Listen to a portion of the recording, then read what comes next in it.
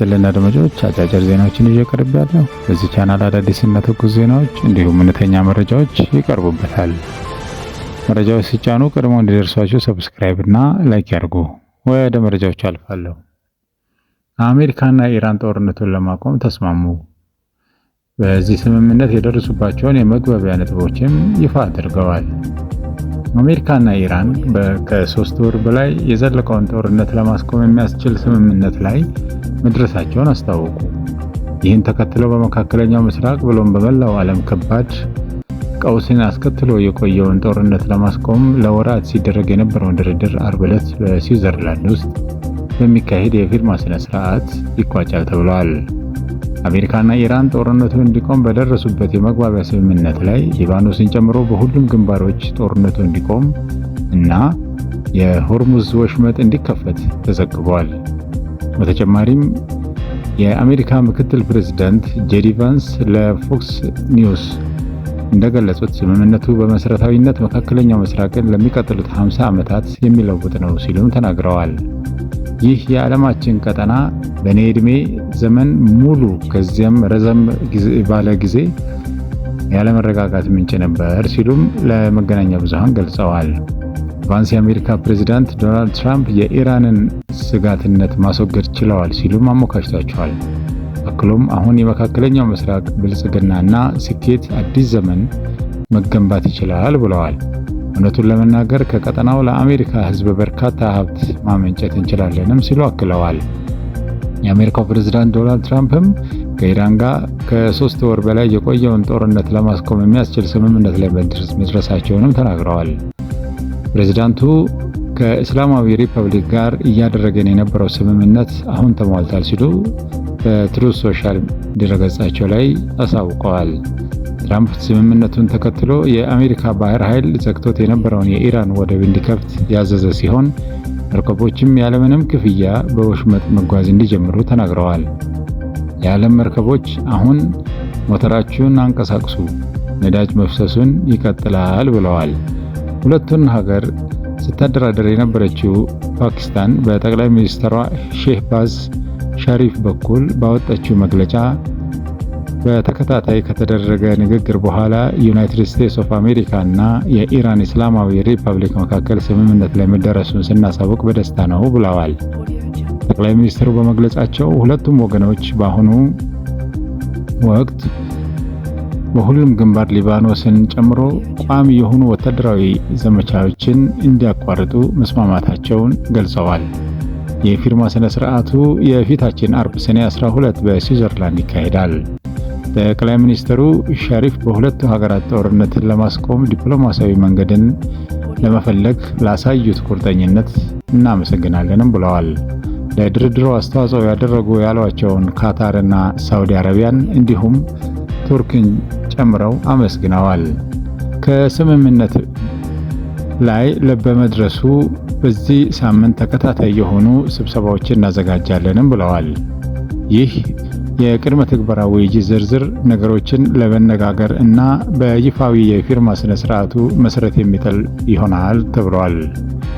ኢራን በበኩሏ በምክትል የውጭ ጉዳይ ሚኒስትሯ ካዚም ጋሪባባዲ በኩል ሁለቱ ሀገራት ከስምምነት መድረሳቸውን አረጋግጠው አርብ እንደሚደረግም ተናግረዋል።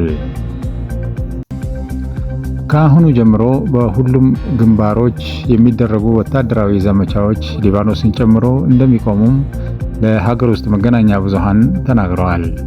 አሜሪካ ወደ ኢራን ወደቦች የሚደረግ እንቅስቃሴ ላይ የጣለችውን እገዳም እንደምታነሳ አስታውቀዋል። የኢራን ምክትል የውጭ ጉዳይ ሚኒስትር እንዳሳወቁት የካታር አሸማጋዮች ትናንት በቴህራን ተገኝተው በአሜሪካና ኢራን መካከል ከስምምነት እንዲደረስ በረቂቅ የመግባቢያ ሰነድ ላይ ከ14 እስከ 15 ሰዓታት ያህል የረዘመ ንግግር ማድረጋቸውንም ገለጹ። ካዚም ጋሪባባዲ ለኢራን መገናኛ ብዙሃን ዛሬ ሰኞ ዕለት እንደተናገሩት ይህ ድርድር ረጅም ጊዜ የወሰደ ነውም ብለዋል። የካታር ልዑካን ቡድን ኢራንና ዩናይትድ ስቴትስ ኦፍ አሜሪካ በኢስላማባድ ባቀረበችው የመግባቢያ ስምምነት ሰነድ ዙሪያ ውይይቶቻቸውን እንዲቋጩ ለማስቻል ትናንት ቴህራን ነበሩም ብለዋል። ወደ 14 እና 15 ሰዓታት የፈጀ ረጅም ንግግር እንደተካሄደም ተገልጿል። በዚህ ጊዜ የእስላማዊ ሪፐብሊክ ሰነዱ ላይ የመጨረሻውን ማሻሻያ አቅርበዋል። እነዚያ ማሻሻያዎችም ተቀባይነት አግኝተዋል። እንዲሁም የኢስላማባድ ያቀረበችው የመግባቢያ ሰነድም ጸድቋል።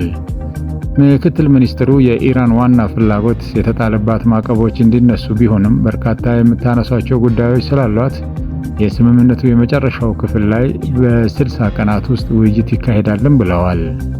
በተያያዘ ዜናም የኢራን ብሔራዊ መገናኛ ብዙሃን በቴህራንና ዋሽንግተን መካከል ጦርነቱን ለማስቆም ስምምነት በደረሱበት የመግባቢያ ሰነድ ውስጥ የተካተቱ ነጥቦችን ይፋ አድርገዋል።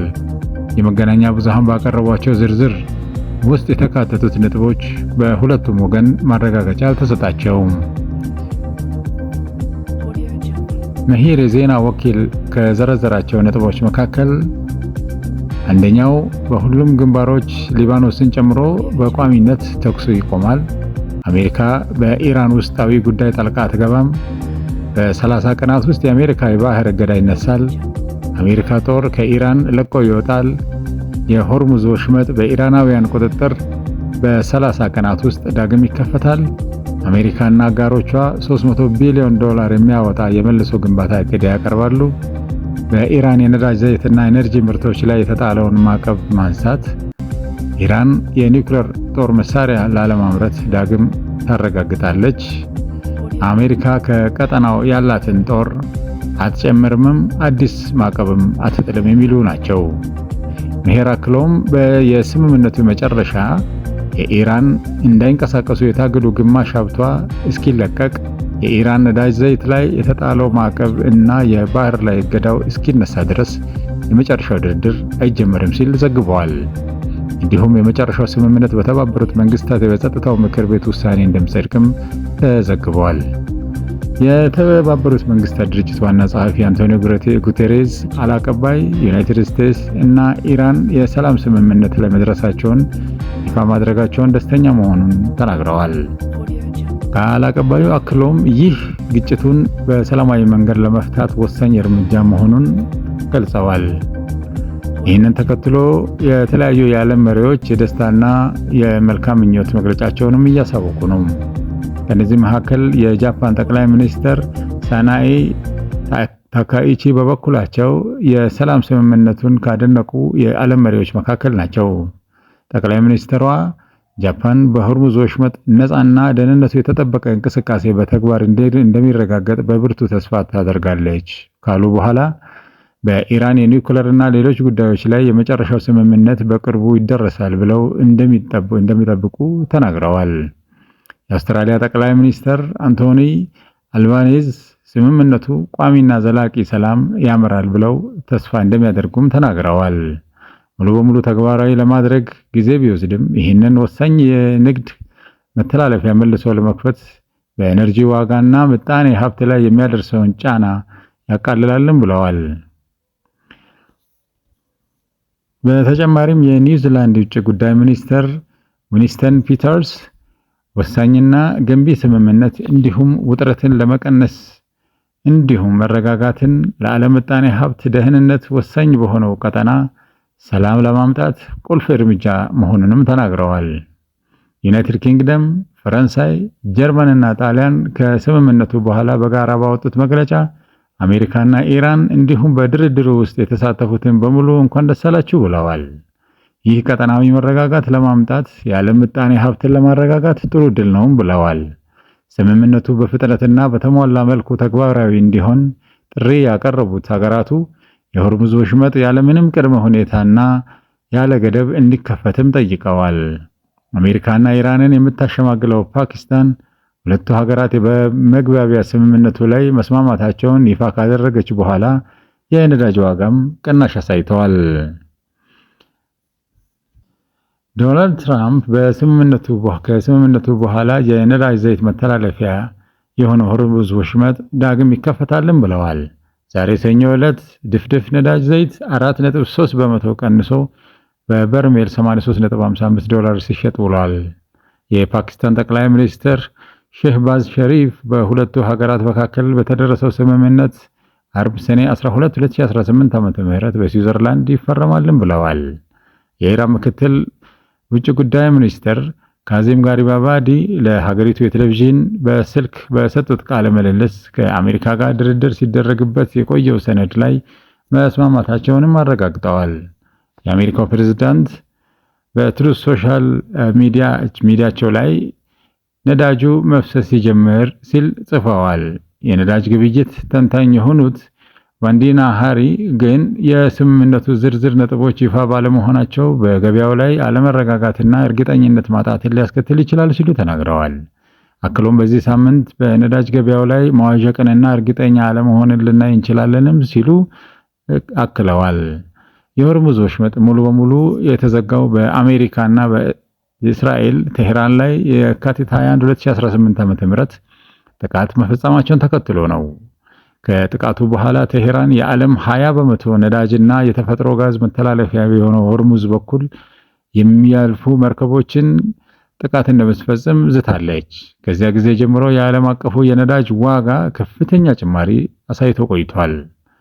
ከግጭቱ በፊት ድፍድፍ ነዳጅ ዘይት በርሜል $70 ይሸጥ የነበረ ጦርነቱ ከተቀሰቀሰ ከጥቂት ቀናት በኋላ ወደ $120 ከፍ ብሏል።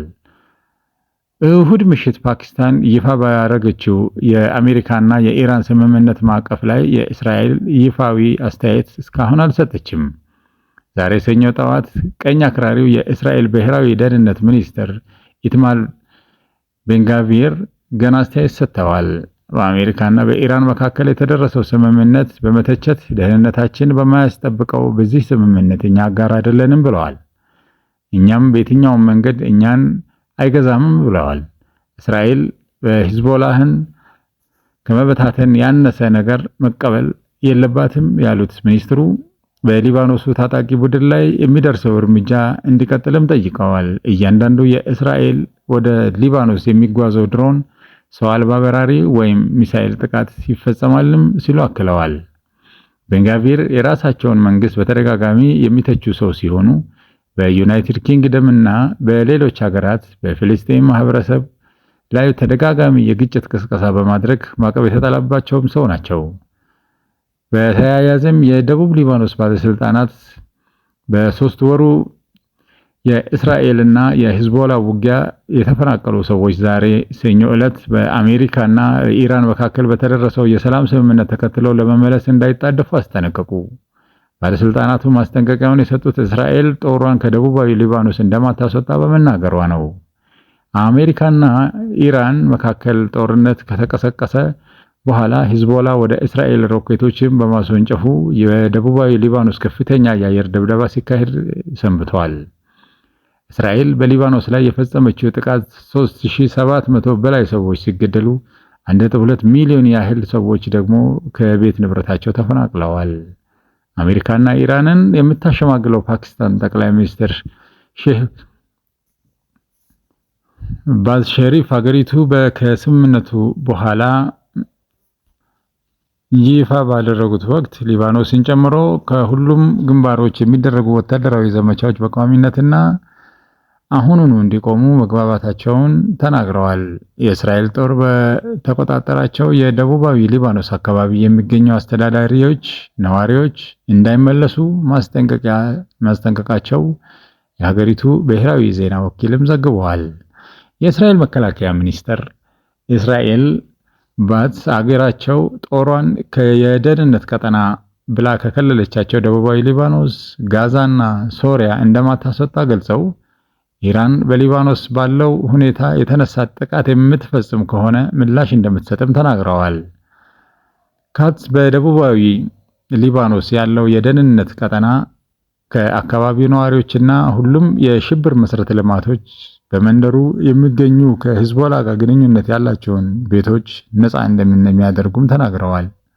የእስራኤል መከላከያ ኃይል በሊባኖስ ያለምንም ጊዜ ገደብ የመቆየት ሐሳብ እንዳላቸውም ሚኒስትሩ እስራኤል ካትስ አስታውቀዋል። ሚኒስትሩ ይህንን ያሉት አሜሪካና ኢራን አደራዳሪዋ ፓኪስታን ባቀረበችው የመግባቢያ ሰነድ ላይ መስማማታቸውን ተከትሎ ነው። ሁለቱ ሀገራት የትኛውም ወታደራዊ ዘመቻዎች በሊባኖስ ጨምሮ በሊባኖስ ጨምሮ ለማቆም ተስማምተዋል።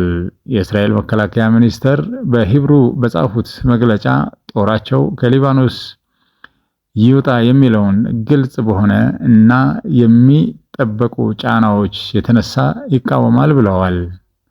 መከላከያ ሚኒስቴሩ ከቤንያሚን ኔታንያሁ ጋር ጦሩ በሊባኖስ፣ በሶሪያ እና በጋዛ የደህንነት ቀጠናዎች ያለ ገደብ እንዲቆይ መነጋገራቸውንም ጠቅሰዋል። አክለውም ሁሉም የሽብር መሰረተ ልማቶች የእስራኤልን ድንበሮች ለመከላከል ይወድማሉ፣ እንዲሁም ይህንን አቋሟን ለአሜሪካ ማሳወቋንም ገልጻለች። ኢራን በሊባኖስ ባለው ሁኔታ የተነሳ ጥቃት ከፈጸመች ሙሉ ኃይላችንን ተጠቅመን ጥቃት እንፈጽማለን፣ ያለምንም የመከላከያ የበላይነትን እናሳያለንም ብለዋል። የኢራን ውጭ ጉዳይ ሚኒስትር አባስ አራግቺ ዛሬ ሰኞ ማለዳ ከቱርክ ከኢራንና ከግብፅ አጋሮቻቸው ጋር በስልክ መወያየታቸውን በቴሌግራም ገጻቸው ላይ አሳውቀዋል። አራጋቺ የውጭ ጉዳይ ሚኒስትሮቹን እስራኤል በሊባኖስ የምትፈጽመው ጥቃት ሙሉ በሙሉ መቆም እንዳለበት መወያየታቸውንም አሳውቀዋል። አራግቺ አክለውም ይህንን ተግባራዊ ማድረግ የአሜሪካ ኃላፊነት እንደሆነም ተናግረዋል። የእስራኤል መከላከያ ሚኒስትር እስራኤል ካትዝ ሀገራቸው ጦሯን የደህንነት ቀጠና ብላ ከከለለችው ደቡባዊ ሊባኖስ፣ ጋዛና ሶሪያ እንደማታስወጣ ዳግም አሳውቃለች። ኢራን በሊባኖስ ባለው ሁኔታ የተነሳ ጥቃት የምትፈጽም ከሆነም ሀገራቸው ሙሉ ኃይሏን ተጠቅማ ምላሽ እንደምትሰጥም አስጠንቅቀዋል። ካትዝ በደቡባዊ ሊባኖስ ያለው የደህንነት ቀጠና ከአካባቢው ነዋሪዎች እና ሁሉም የሽብር መሰረተ ልማቶች በመንደሩ ከሚገኙ ከሂዝቦላ ጋር ግንኙነት ያላቸው ቤቶች ነፃ እንደሚያደርጉም ደግሞ መግለጫ ተናግረዋል። የኢራን ምክትል የውጭ ጉዳይ ሚኒስትር ካዚም ጋሪባባዲ ከአሜሪካ ጋር የተደረሰው ስምምነት ለማረጋገጥና የፊታችን አርብ በስዊዘርላንድ ስለሚደረገው ይፋዊ የፊርማ ስነ ስርዓት ለብሔራዊ መገናኛ ብዙሃን ተናግረዋል። ቴህራን አሜሪካ ላይ ስላላት የአመኔታ ችግር በድጋሚ ገልጸው ሀገራቸው የአሜሪካን ቃል ኪዳኖች አፈጻጸም እንደምትከታተል ጠቅሰዋል። እስራኤል ቤይሩትን ማጥቃቷን ተከትሎ ቴህራን መዛቷ የስምምነቱን ይዘት እንዲፋጠን ያገዘ እና አንዳንድ ጉዳዮችን የፈታ እንደነበርም ጠቁመዋል። ምክትል ጠቅላይ ሚኒስትሩ ኢራን ድርድሩ በ60 ቀናት ውስጥ እንዲጠናቀቃል የሚል ተስፋ እንዳላትም ተናግረዋል። በኢራን ላይ የተጣሉ ሁሉም ማዕቀቦች እንዲነሱ እና ከሀገራቱ የኒኩሌር መርሃ ግብር ጋር የተያያዙ ጉዳዮች ድርድር ከሚደረግባቸው ጉዳዮች ውስጥ መሆናቸውንም ገልጸዋል። በ60 ቀናት ውስጥ ጦርነቱን ተከትሎ ጉዳት የደረሰባቸውን የሀገሪቱ ምጣኔ ሀብት እንዲሁም የሀገሪቱን ምጣኔ ሀብት ዳግም ለመገንባት የሚያስችሉ ጉዳዮችንም ድርድሩ አካል እንደሆኑ ገልጸዋል። አድማጮቻችን ለዕለቱ ያዘጋጀንላችሁ ዜና ይህንን ይመስል ነበር። ሰላም።